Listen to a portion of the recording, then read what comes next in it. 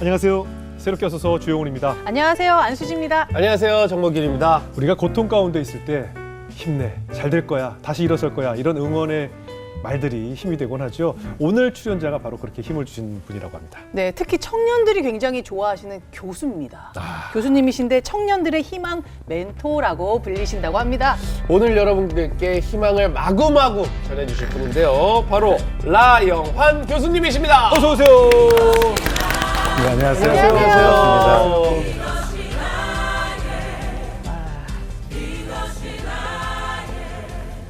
기도 크시고. 아우, 교수님 반갑습니다. 네, 너무 반갑습니다. 네네. 네. 지금 그 성신대학교에서 조직신학을 가르치고 네, 계시다고 그렇습니다. 들었습니다. 그런데 굉장히 그 교수님을 좋아하고 따르는 제자들이 많다고 인기가 많다고 해서요. 뭐 이유가 있을까요? 글쎄 말이에요. 예, 아마 제가 좀 쉬워서 그렇지 않을까 사람이 네. 그런 생각을 한번 해보게 됩니다. 그런 거 치고 오늘 너무 학생들이 한 명도 안 따라와가지고 좀 당황스럽긴 했어요. 근데 제가 애들이 광고를 안 보통 해서. 한 명 정도는 같이 근데 얘기 안 하고 오셨겠죠. 요즘 시절 제가 뭐 한다고 그러면 꼰대라고 그래서 그렇죠. 오히려 쿨하게 내가 나왔다라고 하면 애들이 오 이럴 것 같은데요. 그렇죠. 아니 근데 조직 신학이 정확하게 뭐예요? 조직 신학이 네. 영어로 이제 시스테매틱 티올로지라고 하는데 예. 이게 성경에 관한 얘기들 많이 들으시잖아요. 네. 그러니까 네. 성경 신학이 성경의 그 각권에 대한 이야기, 마치 뭐 나무, 꽃 이런 거 한다면 조직 신학은 숲을 보는. 제가 옛날에 그런 시를 하나 본 적이 있었는데 산을 보아야 한다. 네. 가까이 가면 갈수록 숲이 보이고 골짜기가 보인다. 그러나 그것은 산이 아니었다.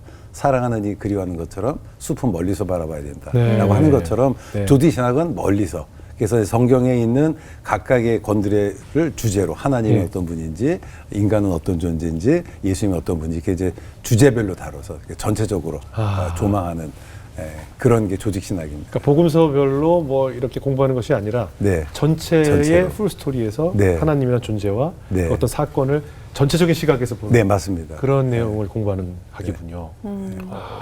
뭐 청년들의 희망 멘토로 코스타에서도 강의 많이 하시고요. 네네. 청년들에게 꼭 필요한 말씀이 용기라고 하시는데 그래서 다시 시작할 용기라는 책도 쓰셨잖아요. 네네, 그렇습니다. 근데 너무 포괄적입니다. 어떤 용기가 필요할까요? 네. 그러니까요. 네. 그 공항에 가면 네. 그 활주로가 있어요. 네네. 근데 이제 활주로 끝에 딱 가면 빨간 그 전밀등이 있거든요. 혹시 우리 신호등 보시면 빨간색은 무슨 뜻이죠? 멈춰. 멈춰라. 예. 그리고 이제 초록색은 가라. 예. 노란색은 알아서 판단해라. 아니, 준비해라. 뭐 뭐 멈출 이제 뭐 준비하거나. 이제 그런 네. 거겠죠. 네.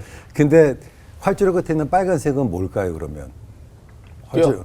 네, 그게 멈추면 사고가 나겠죠. 그게 뭐냐면 time to fly, 이제 날아오를 때가 되었다. 그래서 이제 우리가 이제 사람이 살아가다 보면 때때로 그럴 때가 있잖아요. 내 앞에 빨간불이 켜져 있는 것처럼. 네. 그 순간 어쩌면 하나님께 우리를 인생이라는 활주로에 내세운 것은 우리를 멈춰서기 한 것이 아니라 날아오르라는 하나의 사인이 아닐까라고 생각을 해보게 돼요. 네. 제가 이제 대학에서 학생들을 가르치다 보니까 네네. 처음에는 20대 초반에 얼마나 꿈이 많아요. 네. 졸업할 때만 되면 코가 쑥 빠져요. 맞아요. 그래서 그런 얘기하면 교수님 사방이 다 벽이에요. 그러면 제가 참 못됐거든요. 네. 그럼 그렇게 얘기해요. 야, 너 그거 아니야. 벽이 없으면 문도 없다. 아. 문은 벽에다 내는 것이다. 네네. 그래서 어쩌면 우리 인생이라는 그 벽, 예수님께서 요한복음에 보면 나는 문이라고 말씀하셨거든요. 네. 그래서 예수를 통해서 그 문을 열고 나가는 것. 그러니까 용기하면 사람들이 그렇게 생각해요. 담대함, 겁 없는. 네네. 근데 성경에서 말하는 용기는 좀 다른 것 같더라고요. 네. 성경에서 말하는 용기는 뭐냐면 문제를 향해 두려움 없이 나가는 것이 아니라 두려움 가운데 하나의 말씀을 순종하고 한 발 내딛는 그것을 저는 용기라고 저는 정의를 하고 있습니다. 네, 책을 보니까 어린 시절에 지금은 교수님이신데 공부를 꽤 못했다고 그러셨더라고요. 이게 참 너무 창피한 얘기긴 어, 한데 너무 반가워. 아니, 네. 저희는 반가운 얘기인데요. 네. 어떻게 돼요? 제가 다녔던 학교가 네. 신일고등학교라는 학교예요. 예, 예, 야구 잘하는 야구학교. 야구 잘하는 네. 거였지만 옛날에는 600명 중에 예. 저희 선배가 120명이 서울대 들어간 학교였어요. 아, 그래요? 네네, 그 학교가 꽤 명문. 명문이었는데 제가 이제 뺑뺑이 3기로 들어갔었거든요. 네. 근데 이제 저희가 이제 학교 처음에 들어가서 수학 시험을 봤는데 네. 혹시 뭐 아실지 모르겠지만 동경대학교 입학시험 1200개를 1학년 문제로 낸 거예요. 제가 2점을 맞았어요. 몇 점 만점? 100점 만점. 아니 2점. 2점 맞기도 힘들겠다. 2점이 어려우시군요. 어렵죠. 제가 그래서 그때 제가 딱 자발적 수포자가 됐어요. 아, 네. 공부는 나하고 상관없구나.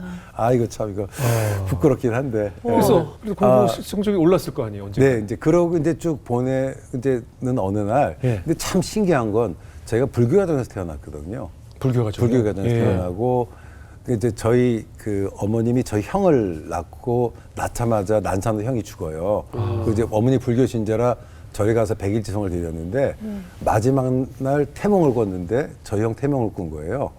그래서 저는 이제 우리 어머님 생각에는 부처님이 주신 아들이다. 제가 형 이름을 물려받았거든요. 저 어렸을 때 절에서 살았어요. 아, 이제 그러다가 이제 제가 중학교가 신유가 미션 스쿨이잖아요. 네. 미션 스쿨에 딱 이제 입학을 했는데 너무 좋더라고요, 학교가. 일단은 학교의 스피릿이 좋고 그리고 예배가 너무 좋았고 그래서 중학교 2학년 때 그 윤덕수 목사님이라고 이제 보성요중 교목 선생님 오셔가지고 그 성경 말씀하시면서 일어나 걸으라는 그 말씀이 확 와닿더라고요. 그래서 그때 제가 이제 결심하고 이제 이렇게 교회 나가기 시작하고 예배 가운데 근데 그게요 신앙은 신앙 따로 노는 건 노는 거 따로 그래서 잘 놀고 뭐 그렇게 이제 살다가 네. 고등학교 3학년 때 친구들이 우리 아침에 새벽 예배 가자고 그러더라고. 네. 그래서 이제 3학년 1년 동안을 친구들하고 새벽 예배를 갔어요. 네. 그러니까 부모님은 반대하니까 이제 도서실 가서 이제 자고 새벽 예배 가고. 근데 그러는 어느 날 5월 달인가 하나님이 저한테 너 이렇게 살아도 돼? 라고 굉장히 강하게 자극을 주시더라고요. 그래서 제가 전 그때 그 순간을 저에게 이제 어떤 지적인 번호계인 순간이라고 생각하는데 그래서 제가 그때 이제 예수님께 내 삶을 드리겠다라고 하고 이제 그때부터 공부를 시작을 했죠. 근데 뒤늦게 공부하는 게 쉽지는 않더라고요. 근데 공부가 머리가 아니라 체력으로 하는 거더라고. 네. 제가 체력이 좋아서 그러면서 이제 조금씩 저 극복을 했던 것 같습니다. 예. 그러니까 정신이 어느 날 하나님의 음성으로 번뜩 들면서 네네. 그럼 이제 생활 자체가 좀 변화가 생겼겠네요. 그렇죠. 그동안 이제 어울렸던 친구들, 제 친구들 중에 네. 참 삼천교육 때도 많이 끌려갔어요. 네, 옛날에 그거 진짜 아세요? 옛날에 그래, 삼천교육. 진짜 옛날에 네. 학생들이 요즘은 문신을 하지만 옛날엔 담배빵이라는 게 있었어요. 있었어요. 네, 아시죠? 여기 네, 이렇게 네, 네. 이게 찍는 거 그게 일종의 남자아이들의 있던 그 깡의 예. 상징이었는데 이제 제 친구들은 가다가 이게 잡히면은 그거로 끌려가고 막 그래서 담배빵으로도 잡혀갔어요? 그때 잡혀갔었죠. 와. 아니, 난 것도 억울한데 그걸 잡아가요.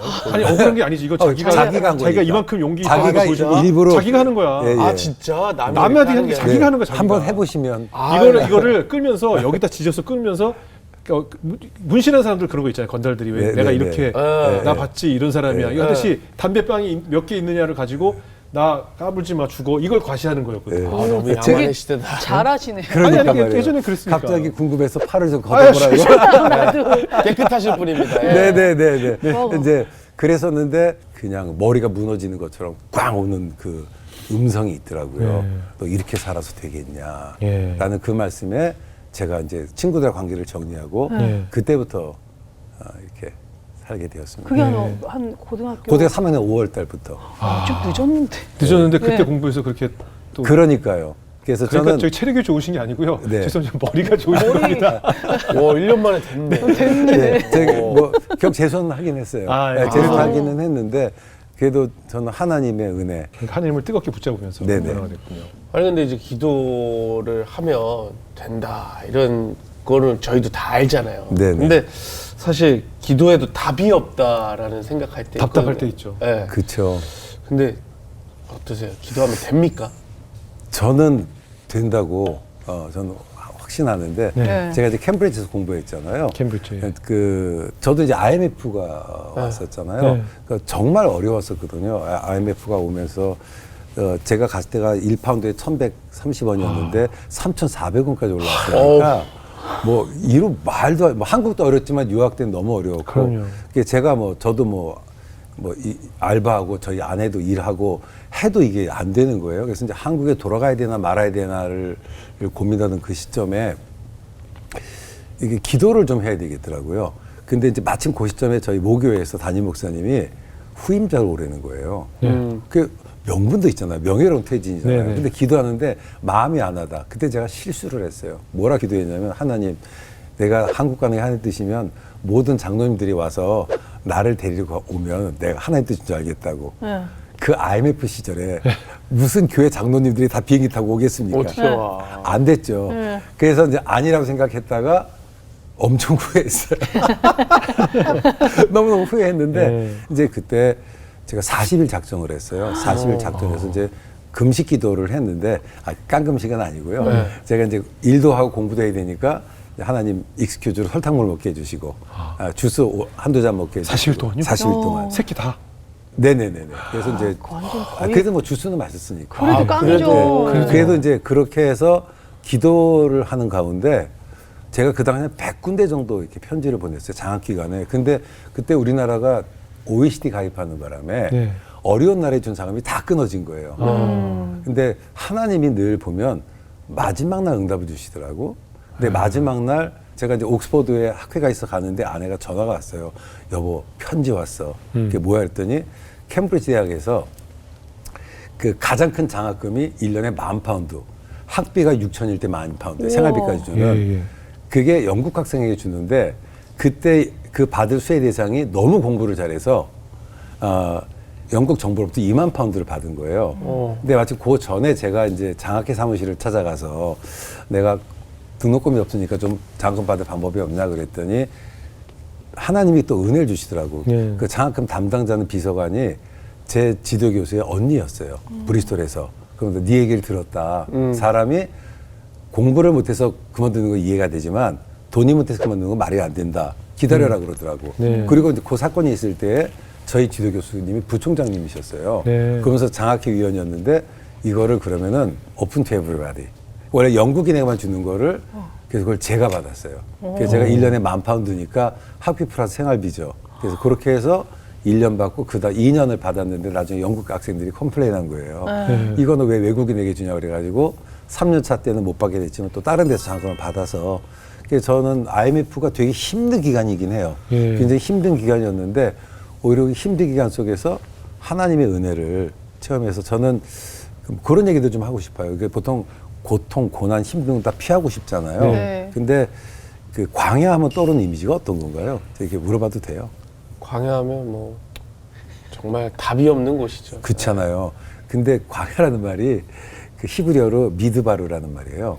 미드바르라는 말인데 미라는 말이 어디에 장소의 전치사고요. 드바르라는 말의 어원이 다바르입니다. 말씀. 예. 그러니까 광야의 뜻이 뭐냐면 말씀이 있는 곳이에요.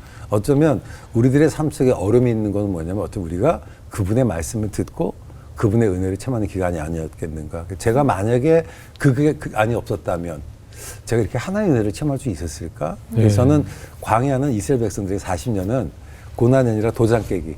자기들이 어디까지 나갈 수 있는지 확인하는 그런 기간이었다라고 생각하고 네. 또 뭐 책에서도 그런 얘기를 했지만 청년들에게 그 두려움을 피할 것이 아니라 오히려 광야에 나가서 그 하나님의 은혜를 체험하는 네. 어떤 그런 담대함들을 좀 얘기를 좀 하고 싶었습니다. 어떻게 네. 뭐 산으로 가긴 했는데요.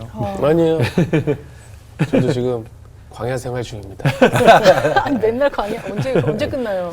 저도 가능한 데 들어가고 싶은 제 인생인데. 광야 그러니까요. 아파트에 사시죠?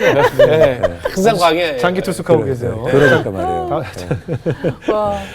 우리 교수님이 이렇게 말씀을 해주셨는데 사실 좀 어렵게 질문을 드리자면 이제 인생의 전환점을 맞이하게 된 둘째 아들 네, 사건이 네. 있다고 들었습니다. 어떤 내용인지 좀 소개해 주시죠. 저희 아들이 2014년 4월 20일이 잊을 수가 없네요. 그러니까 네. 이제 23살의 나이로 예. 갑자기 세상을 떠났어요. 이제 영국에서 공부를 하고 둘 다 영국에서 이제 직장 생활하고 있었는데 원래 그 전주간에 한국에 오기로 돼 있었는데 네. 제가 이제 손님이 저희 집에 오는 것 때문에 일주일을 미뤘어요. 근데 그 일주일 안에 우리 둘째가 세상을 떠나서 무슨 일로요? 그냥 돌연사예요. 갑자기 자다가. 예? 네, 갑자기 자다 세상을 떠나가지고. 심장마비로요? 네네네. 예, 그래서 이제 그 소식 듣고 이제 갑자기 영국으로 갔죠. 예. 이제 사인이 규명이 안 됐으니까 부검을 하잖아요. 한 3주 정도를 제가 이제 기다렸어요. 이제 기다리면서 사실 뭐 어느 가정이나 아버지와 아들 간의 관계는 친하면서도 네네. 또 잘 얘기 안 하는 관계잖아요. 네. 우리 아들의 삶을 잘 모르다가 이제 친구들이 이제 아들 얘기를 좀 해주고 그리고 페이스북에 있었던 아들의 글들을 보여주면서 우리 아들을 좀 다시 보게 되는 계기가 됐어요. 네. 근데 그때 우리 아들이 이제 장례식이었는데 장례식이 화요일 오전 10시에 있었거든요.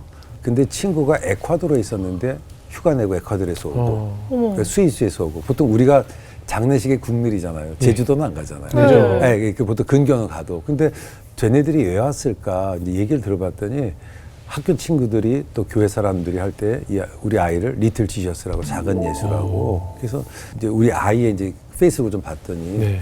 이 아이 삶이 변화가 되는 계기가 있었더라고. 그러니까 대학 다닐 때 하루는 도서관에서 나오는데 홈레스가 오더래요. 홈레스가 와서는 이제 혹시 나 샌드위치 하나 사줄 수 있냐고. 그래서 이제 그냥 우리 아들이 무심결에 데리고 버거킹을 데려갔대요. 그래서 이제 그 버거킹 그 와플 세트를 딱 사줬는데 먹다가 갑자기 툭 쳐다보더니 그러더래요. 사실 내가 내일 잡 인터뷰가 있는데 내가 저 면도도 하고 옷도 갈아입게 그냥 너 돈도 줬으면 좋겠다. 라고 하는 그 순간에 우리 아들이 여러 가지 생각이 들 거 아니에요. 그럼요. 내가 사과를 줬더니 껍질도 까달래? 뭐 이런 느낌들. 그냥 당황했었대요. 근데 하나님이 마음속에 주라 그러더래요. 그래서 이제 저희 아이가 고등학교 졸업하고 나서는 저희가 학비를 안 대줬거든요. 외국에서 다 크면 그러잖아요. 네네. 자기 스스로 이제 하고 이제 밸런스가 한 400파운드 있었는데 다 주라 그러더래요. 하나님이. 어머. 그래서 400을 다 줬대요. 그래서 자기가 이제 대신 슈퍼 가서 다 사주고 왜냐면 돈 잘못 쓸 수 있으니까. 이제 그리고 나서 이제 잊어버린 거 자기는. 이제 직장 생활하고 하던 어느 날 이제 지하철을 타려고 기다리는데 하나님이 자꾸만 이걸로 보내고 다음 차를 타라고 그러더래요. 다음 차를 탔대요. 타서 이렇게 앉아 있는데 옆에 이제 자말이라는 보통 런던은 외국인들이 많아서 얘기를 잘 안 걸어요. 서양이 좀 그렇잖아요. 네네. 근데 말을 걸더래요. 근데 얘기하는데 이 친구가 내가 원래는 홈레스였는데 네. 내가 이래서 내가 지금 홈레스를 극복하고 지금 간증하러 간다. 그 친구는 아니에요. 네네. 근데 이 아이를 보면서 자기의 과거를 본 거죠. 그러니까 내가 했던 그 일이 이런 열매를 맺을 수도 있겠구나라고 해서 이 아이가 그때부터 세상 돈 돼가지 자기 돈으로 목요일마다 트라팔가 스퀘어에 가서 홈레스를 전도하는 일들을 좀 계속해서 했어요. 그래서 이제 우리 아이가 이제 생활을 보면 월요일은 이제 직장 퇴근하고 나서 이제 스카이프라는 그때 프로그램으로 이제 서로 성경 읽기 하고 화요일은 VCBMC 가고 수요일은 수예배 가고 목요일은 전도 가고 금요일은 금요기도 가고 토요일은 청년 모임 가고 주일은 주일 예배 드리고 엄청 바빴거든요. 그런데도 회사에서 되게 평가가 좋아서 그 전해보다 그 연봉이 20% 정도 굉장히 그 증가할 정도로 그래서 그 대표가 와서 그러더라고.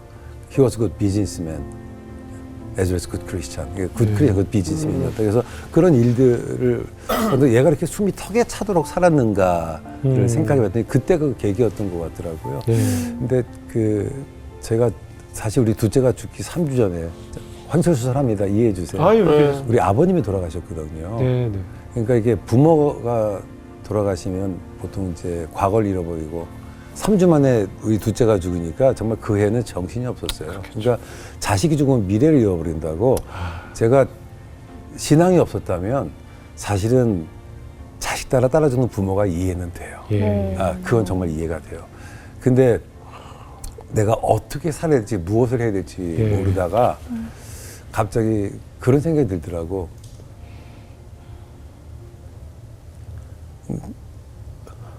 아유, 또 그때 생각이 나시나보네요. 아유. 그러니까 이제 얘가 살고 싶었던 그 삶을 내가 대신 살아줘야 되겠다. 그러니까 사실 그때 장례식 때 영국은 이제 이렇게 서로 우리랑 다르잖아요. 친구들이. 그래서 제가 이제 그 아버지로서 이제 사람들 얘기할 때 그런 얘기. 한 사람의 죽음이 의미 있다, 의미 없다는 그 사람 자체로 결정되는 게 아니라 기억하는 사람에서 결정되는데 내가 우리 아이를 기억해줘야 되지 않을까?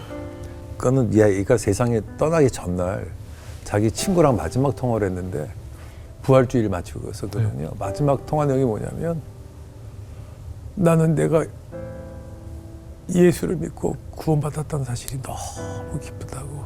그게 걔 마지막 말이었어요. 그게 마지막 말이에요.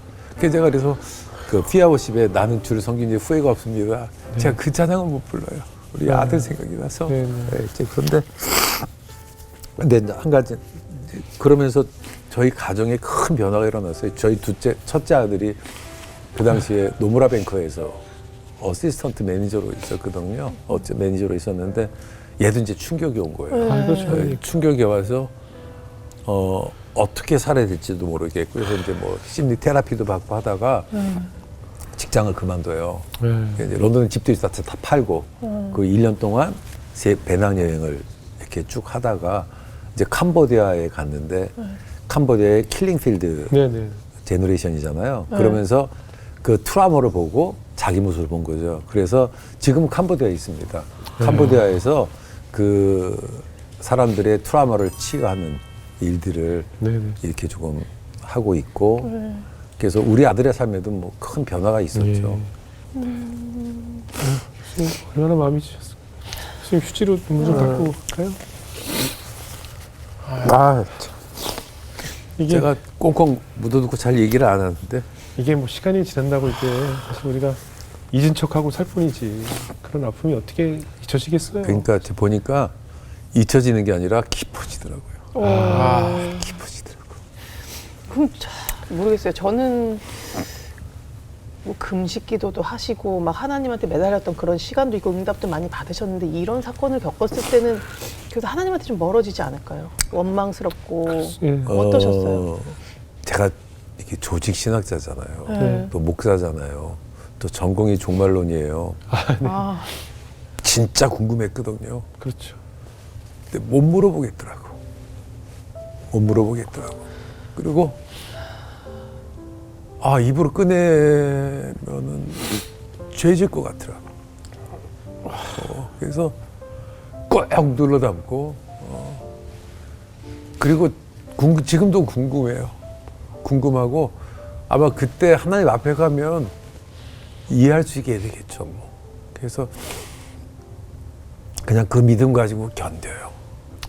아니 뭐 아버지 어머니 갔겠지만 부모님은 또 얼마나 힘드셨을까요? 집사람. 그 사모님을 바라보는 또 남편의 입장이 그러니까요. 네, 그러니까 마음이 그 소식 듣고 비행기를 tas을 때 네. 너무 이제 힘드니까 힘들죠. 그때 기내식에 대해서 이제 이게 생겨가지고 아, 그러니까 비행기도 잘 안 타고 기내식 냄새를 못 맡아요. 왜냐면 음식 냄새 있고 그 추억이 있으니까 네, 그쵸. 기억이죠. 추억보다 네. 기억이 있으니까. 장시간 비행하는 동안 네네. 그래도 저희 아내가 잘 견뎌줘서 고맙고 전 저희 집에 저희 둘째가 다 있어요 그냥. 왜냐면 기억해줘야 되잖아요. 우리라도 기억해줘야 되잖아요. 시간이 멈춰버리죠. 그 시간에서 네. 세상을 떠난 그 날짜에 그냥 모든 아마 교수님뿐만 아니라 자식들을 가슴에 묻은 부모님들 마음이 다 똑같지 않을까 싶어요. 네. 시계가 멈춰버리고 그 이후에 어떻게 살았는지 모를 시간을 보내셨을 텐데 아드님에게 이렇게 편지를 적어서 책에 실린 적이 있더라고요. 네, 2016년인가 네. 빛과 소금에서 어떻게 알았는지 기자가 그 못다한 말 한마디 미안해라는 메시지가 있었는데 저한테 써달래요. 네. 못 쓰겠더라고. 못 쓰- 자꾸 거절을 했는데 쓰라고 그래서 2달 걸렸어요. 한 줄 쓰고 하루 종일 읽고 한 줄 쓰고 하루 종일 읽고. 근데 또 되돌아보니까 또 그때 그렇게라도 제가 또 표현할 수 있어서 또 지나보면 또 그 기자분한테 힘들었지만 감사하긴 하더라고요. 너무 지금 가슴 아프신데 혹시 편지를 좀 읽어줄 수 있을까요? 물 한 모금 네. 드시고요. 물 한 모금 드시고 좀. 네네네. 네. 보고 싶은 아들 세진에게 내가 하나님 품으로 간 것이 아직도 꿈을 꾸고 있는 것 같아. 곧이라도 문을 열어들고 들어와 해하고 웃을 것 같은데 2014년 4월 21일 아빠의 시계는 거기서 멈추어 버렸단다. 내가 세상을 떠나기 몇 달 전에 페이스북에 이런 걸 올렸지. 엄마 아빠 절대로 부모님의 사랑을 잊지 않을 겁니다. 두 분은 어려워도 하나님의 사랑으로 저를 키우고 내 단단한 마음을 녹이셨죠. 하나님의 흔들리지 않는 사랑을 보여주신 게 너무 감사합니다. 누군가 저를 위하여 기도한다는 것이 큰 위로입니다. 항상 존경하고 사랑하고 죄송하는 아들의 마음입니다. 너는 마치 천국에 갈 것을 미리 알았던 것처럼 내 엄마와 내게 인사를 다 해놓고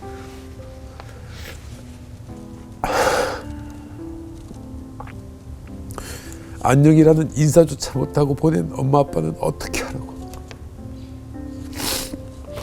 흘러간 시간만큼 그리움도 깊어가는구나.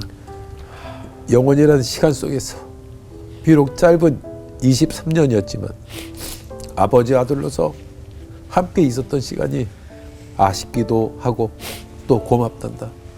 나는 선한 싸움을 싸우고 나의 달려갈 길을 마치고 믿음을 지켰으니 네 친구에게 세상 떠날 때 이 고백하고 싶다고 했던 것을 기억하니 이제 나도 선한 싸움을 싸우고 달려갈 길을 마치고 믿음을 지켰던 너와 같이 내가 내게 남긴 경주를 해야 되겠구나.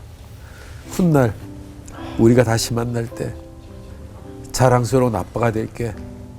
사랑한다. 고맙다. 그리고 미안하다.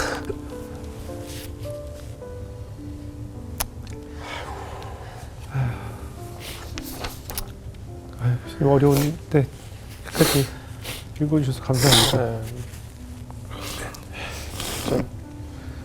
아, 2014년에서 멈췄다라는 첫 문장이 제일 저도 똑같이 느끼네요. 네네. 아까도 살짝 이야기하셨는데 그래서 이제는 아들의 삶을 대신 네네. 살아주신다고. 그래서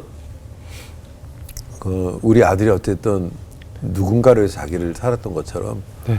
저도 누군가를 위해서 살아줘야 되겠다라고 생각을 하고 또 저희 아내도 그렇기도 하고 그래서 뭐 이제 청소년 돕는 일도 하고 또 이제 교수로서 제가 이제 전에 학생들을 대하면 전에는 이제 좋은 선생이었으면 네. 요즘 다 애들이 다 자식처럼 보여요. 예, 예. 자식처럼.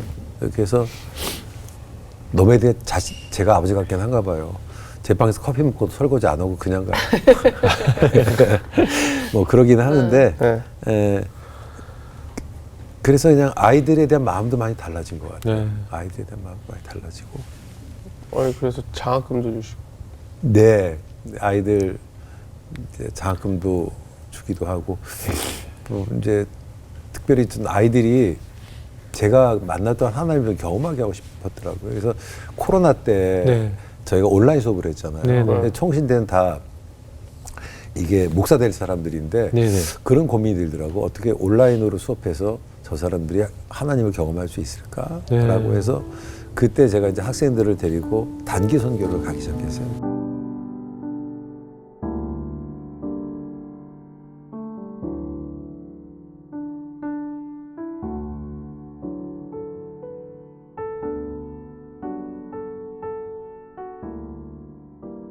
근데 하나님께서 이 아이들을 특별히 사랑하셔서 하나님께서 정말 기가 막히게 응답을 해주시더라고요. 제가 뭐 사실 기도는 하지만 제가 그렇게 뭐 소위 말하는 기도 영빨 있는 사람은 아니거든요. 근데 뭐 몇 가지 에피소드 좀 말씀드리면 애들을 사랑해서 그랬던 것 같은데 2023년인가 이제 2023년에 여름에 필리핀을 가는데 25명이 갔거든요. 근데 부대표가 오더니 걔가 열이 그때 고열이 38도가 난 거예요. 근데 그때 코로나라 열이 있으면 비행기를 그렇죠. 못 하잖아요. 네네. 그래서 와서 자기가 이제 갈까 말까 망설이다가 기도한 게 있어서 왔는데 열이 안 떨어지니까 저한테 와서 그러는 거예요.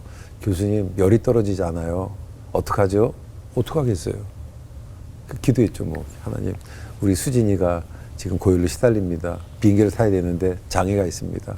하나님께 기뻐하시면 예, 열 떨어지게 해주세요. 근데 5분 뒤에 애가 막 뛰어오는 거예요. 네.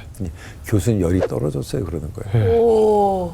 그 하나님께서 역사하신 거죠. 네. 그리고 이제 그 다음 3일 후에는 저희가 500명 모이는 마을에서 공연하게 돼 있었는데 이제 2시간 전에 가서 미리 연습하는데 저희가 공연 장비를 있잖아요. 근데 전기를 딱 꽂는 순간에 필리핀이 전력 공급이 불확실해요. 네. 이게 스피커가 터져버린 거예요. 앰프 내장된 게. 네. 그래서 이제 마닐라에 전화해서 가져오는 것도 불가능하고. 그래도 500명을 야외에서 어쿠스틱을 할 수는 없잖아요. 네. 그럼 또 어떻게 해요? 기도. 그래서 또 스피커부터 기도했죠. 하나님. 피코가 고쳐지진 않았을 것 같아요. 그러니까 기도했어요. 예. 그게 애들이더라고. 딱 보더니 교수님 꽂을까요? 그러더라고. 아니, 1시간만 기다리자. 그 1시간 뒤에 딱 꽂았어요. 예. 스피커가 작동이 됐어요.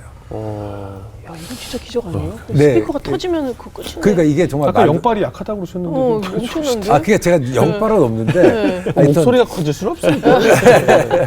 근데 이런 일들이 정말 너무 많이. 교수님 요새도 갖다 대면 좀 바로 네. 응답이 오나요? 뭔 잘 네, 모르겠지만. 그때만 그러신 건가요? 네. 요즘- 근데 이상하게. 저도 마음속 기도 제목 한 예, 3개 저도- 있는데. 그러니까 저도 좀 이렇게 기도 좀 잠깐 기도할까요? 네. 저도 하나 이렇게 부탁드릴까요? 저는 제가 기도의 능력은 없는 것 같은데 저는 하나님이 아이들을 사랑하셨던 것 같아서 네. 그때 이제 PK들하고 MK들이 있는데 네, 이게 네. 상처가 있잖아요. 네, 네. 특별히 MK들이 아버지의 상처가 많아요. 맞아요. 그래서 자기는 선교사 안 되겠다는 아이들이 맞아요. 그걸 겪으면서 선교사로 헌신하고 아. 사역자로 헌신하는 일들이 일어나게 되고 네. 그 이제 그 스가라서 보면 그런 말이 있거든요. 작은 일의 날이라고 멸시하는 자가 누구냐. 그러니까 결국은 우리는 큰 일을 생각하지만 하나님의 일은 우리의 작은 순종을 통해서 이루어진다. 그 작은 순종이 뭐냐라고 하면 저는 기도인 것 같더라고요. 저에게는. 근데 저는 제가 베드로 같은 사람이라고 봐요. 예. 제가 이제 뭐 워낙 공부했던 게 되게 논리적으로 보지만 저는 단순하거든요.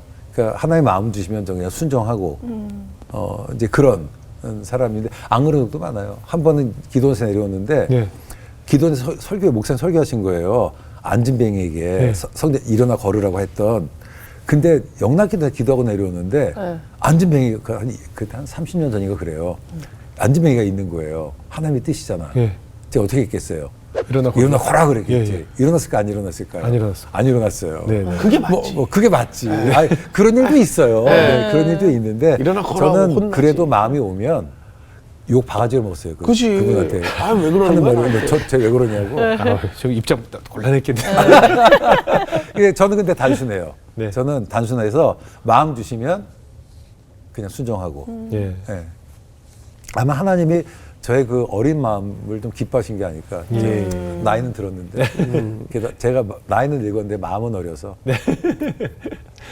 아까 그 큰아드님 얘기를 좀 잠깐 네, 하셨는데 조금 더 이렇게 자세하게 듣고 싶어서요. 네. 큰아드님이 그래도 하나밖에 없는 형제를 보냈을 때 그 슬픔과 저 이제 외아들이 됐으니까.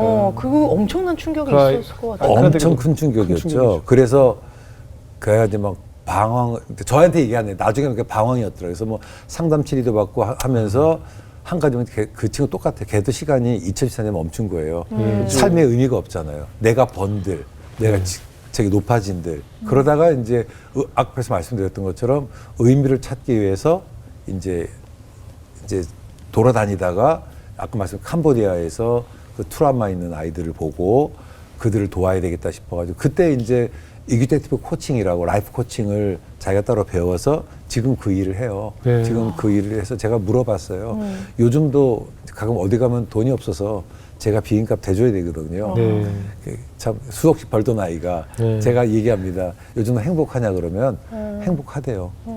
뭐 사실 삶이라는 게 그런 게 아닐까 싶기는 한데요. 제가 물어봤어요. 그럼 너는 왜 캄보디아 가냐 그랬더니 참 그런 얘기 하더라고요. 그러니까 영국에서 내가 뭘 해도 세상이 안 바뀌는데 캄보디아가 평균 연령이 22.5세예요. 네? 진짜 젊구나. 젊은 나라예요. 아, 네네. 킬링피드 때문에 다 그때, 나이 든 사람들이 네네. 떠나가지고 그래서 뭐라 그러냐면 내가 한 세대만 바꾸면 아버지 이 나라 바뀔 것 같아요. 난 그 일 하고 싶어요. 그래서 이제 응원을 하고 있고 한 가지 뭐 이게 좀 그냥 자식 자랑은 돈 내고 하라는데 아휴. 한 가지 감사한 거는 2주 전에 얘가 그 아시아 태평양 지역 차세에 떠오르는 리더 50인 중에 한 명으로 선정이 됐어요. 추천을 받아서 그건 예. 그냥 하나님의 위로 뭐 이렇게 먹고 사는 건 힘들지만 네. 하나님 위로하심이 있었다라고 생각이 들긴 예. 해요. 좋은 직장 다니다가 네, 그만둔 거죠? 네, 네. 어디 다녔었어요? 그 노무라뱅크, 아. 노무라뱅크의 어시스턴트 매니저였었거든요. 하다가, 네. 제 월급보다 훨씬 좋았었는데 아, 네. 제가 어렸을 때 걔한테 계약서 썼거든요. 예. 너 나중에 소득의 몇 퍼센트 나 주라고. 네, 네. 아 근데 그 계약서가 다 날라가가지고 그게 아쉽기는 합니다. 교수님이 아드님을 잃었을 때 그 비참한 마음과 애통함이 지금도 같은 이유로 자식을 잃거나 어떤 불의의 사고로 그쵸. 왜 나에게 이런 일이 생겼습니까?라고 울부짖는 분들이 왜 없겠어요? 그쵸. 얼마나 이 시간에도 많이 있을 텐데 네. 정말 끝없이 묻게 되잖아요. 네. 어떤 위로를 주고 싶으세요? 그 영어 우리나라는 번역이 안 돼. 영어 찬양 네. 중에 그런 찬양이 있어요. By and by we'll tell the story how you overcome. 그러니까 네. 지금 우리가 이해하지 못하지만 네. 아마 하나님 앞에 섰을 때에 그렇게 우리가 어떻게 견뎌낼 수 있었는지. 그래서 이해하지 못하지만 저는 견뎌내는 게 필요한 것 같고 예. 저는 그것이 또는 믿음이라고 봐요. 예. 믿음. 그 믿음으로 버텨야 하고. 네, 버티고. 그래서 견뎌하고. 신앙은 저는 버티는 것 같더라고요. 맞아요. 그냥 살아내는 거죠. 네네. 근데 하나님이 그 힘든 한 걸음을 기억하신다는 거. 네. 그리고 우리도 모르게 뒤에서 밀어주신다는 거. 네. 어. 아무래도 신학학과 이제 미래에 또 종교 지도자들을 가르치시니까 뭐 아무래도 학생들이 미래 직업관이나 많은 또 고민도 많을 테고 네. 상담도 많이 하실 텐데 주로 어떤 미래 비전에 대해서 어떤 이야기를 좀 많이 해주시나요? 저는 그 비전은 네. 보통 가지란 얘기하는데 네. 비전은 내가 가는 게 아니라 꿈은 내가 꾸는 게 아니라 하나님께서 나에게 꾸시는 거더라고요. 아. 그래서 그 꿈을 받아들이는 찾아가는 것이 필요하고 그러다 보니까 내가 이걸 해야 된다 저거 해야 된다고 하는데 루터가 어떤 구두 수선공이 루터를 통해서 이제 크리스찬이 됐어요. 모노게인 해가지고 내가 어떻게 해야 됩니까? 라고 네. 했더니 그런 얘기를 했어요. 구두 만드는 크리스찬은 구두에 십자가를 새기는 게 아니라 양질의 구두를 적당한 가격에 공급하는 거다. 네. 라고. 이게 이제 직업적 소명설이잖아요. 그래서 각자 자기 삶의 영역 속에서 정말 최선을 다해서 믿음으로 그 일을 감당하는 것들을 하나님께서 기뻐하신다. 네. 라고 저는 아이들에게 그 권하고요. 그래서 칼빈은 이 소명을 삶 전체를 향한 하나님의 부르심으로 그래서 내가 어떤 직업을 가는 것보다 더 중요한 건 뭐냐면 내 삶이 하나님의 부르심에 응답하는 과정이라 생각하고 그 삶 속에서 늘 최선을 다하는 근데 전 성경에 주는 약속이 울며 씨를 뿌리는 사람은 기쁨으로 그 단을 거둔다라고 얘기하잖아요. 근데 생각해보면 씨를 뿌릴 때 왜 울까요? 씨를 뿌릴 때는 기대하는 마음이 많잖아요. 네. 근데 우는 이유는 희망이 없는 거거든. 희망이 없는 가운데도 씨앗을 뿌리면 하나님께서 열매 거두시게 해주시는 그 믿음이 저는 이 시대에 제가 가르치는 학생들에게도 필요하고 또 젊은이들에게도 필요하지 않겠는가. 그래서 제가 책을 다시 시작할 용기라고 이렇게 한번 써보았습니다. 예, 오늘 교수님의 이야기를 듣다 보니까 왜 학생들이 이 조직신학이라는 학과를 또 많이 공부하고 교수님을 따르는지를 이해할 수 있었습니다. 네. 수지자매 오늘 어떻게 들으셨어요? 그러니까 조직 신학이 뭔지 생각해 본 적도 없는데 들어본 적은 있는 것 같았는데 네. 숲을 보는 그런 신학이라고 얘기를 하셨는데 인생을 다 돌아봤을 때 숲을 보는 걸 연습을 많이 하실 필요가 있었겠구나라는 생각도 들고요. 네네. 도대체 하나님 뜻이 뭔지는 모르겠지만 일단은 결론적으로는 큰아드님과 모든 가족들이 엄청나게 하나님의 일을 하고 사는 사람들로 바뀐 것만으로도 정말 대단하다는 생각이 들었습니다. 앞으로 그 숲이 끝나는 이 영화로 치면 이 끝나는 그날 모든 것을 다 이해하시고 아드님도 천국에서 만나고 하나님도 만나서 물어보고 싶으신 거를 정말 다 물어볼 수 있는 네. 그런 날이 올 거라고 믿습니다. 아멘. 네. 정기정님. 저는 오늘 제일 기억에 남는 단어 2개가 잊혀지는 게 아니라 깊어진다라는 거였는데 주님과의 관계가 더 깊어지신 것 같고 네. 그다음에 시간은 우리에게 주어진 시간이 따로 있는데 주님이 주시는 시간이 따로 있는 것 같아서 네. 우리 교수님에게도 주님과의 관계가 깊어지고 주님의 시간을 잘 쓰임받는 교수님이 앞으로도 더 되시길 응원하고 기도하겠습니다. 네, 감사합니다. 예. 저는 목사님 개인적으로 그 왜 결혼식 날 비 오면 잘 산대 뭐 이런 얘기들 있잖아요. 네네. 솔직히 좀 개인적으로 그게 다 위로의 말이라고 저는 생각을 해요. 네네. 예, 그래서 뭐 우리가 흔히들 많이 어려운 일이 있을 때 더 잘 될 거라는 그런 희망적인 메시지들을 많이 전하잖아요. 근데 각자 어려운 일을 겪은 사람들이 보통 사람의 24시간과 다르게 그렇죠. 이게 24시간이 아니라 24년 같기도 하고 막 너무나 힘든 시간을 보내고 있잖아요. 그리고 아까 교수님처럼 손을 대서 응답이 오는 경우도 있고 아무리 기도했지만 응답이 없는 경우 같은 그럼요. 경우도 있고 우리는 참 기도를 마구 하고 있지만 도대체 언제 이 내 기도에 답을 주실까라고 생각을 하는데 나에게 1년, 2년, 3년, 5년과 하나님이 생각하는 시간은 분명히 다르다고 그렇죠. 생각이 들어요. 이건 네. 우리가 정한 시간의 개념이기 때문에 이렇게 오랜 시간 내가 매달렸지만 왜 응답이 없을까라고 생각하지만 하나님은 결국 우리 각자 사람에게 다 다른 처방을 주시지 않겠습니까? 네, 맞습니다. 그렇기 때문에 다 각자 다른 고난과 각자 다른 환경에서의 어려움을 주셨고 네. 그것을 어떻게 이겨낼지 어떻게 그걸 박차고 견뎌내서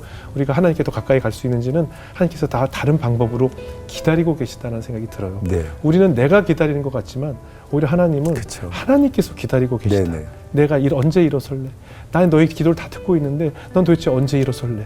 언제 내 음성을 들을래? 하고 기다리고 있다는 생각이 들어서 네네. 우리가 하나님과 더 가깝게 기도하고 더 하나님께 전적인 믿음으로 의지한다면 그 시간이 정말 빠른 시간으로 느껴지지 않을까 하는 생각이 네네. 들었습니다. 앞으로도 미래의 종교 지도자들, 우리 미래의 일꾼들 열심히 가르쳐 주시고 네. 비전을 품어주시는 교수님을 열심히 응원하겠습니다. 네, 오늘 귀한 간증 감사합니다. 고맙습니다. 감사합니다. 네, 감사합니다. 감사합니다.